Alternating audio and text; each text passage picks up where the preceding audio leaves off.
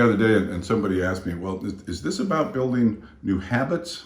And I said, no, I actually don't like that word.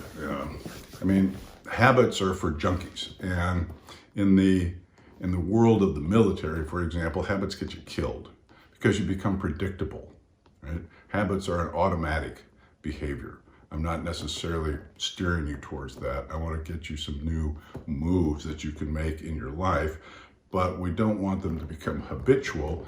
We want them to become cognitive. We want them to become conscious. We want you to make conscious choices about how you want to be in the world. So it's up in front of you as opposed to it's embedded in the back of your mind. But we want you to be up in the front with, I choose this, I choose that. I now see that I've got an array of choices. And that's not possible if you're kind of acting out of ingrained habits, no matter how beneficial they might be. So instead, what we're working on are what we call generative practices. A generative practice is one where once you learn it, you will take it places that I couldn't have imagined for you. So, for example, learning to read and play music is a generative practice.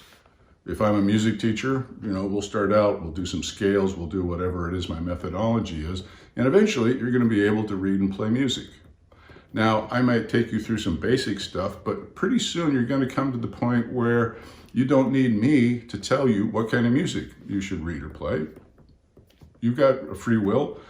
Do the stuff you like. Do the stuff that challenges you. Do the stuff that interests you. And if you're really committed to it, you'll eventually start writing music, and then a whole new world opens up.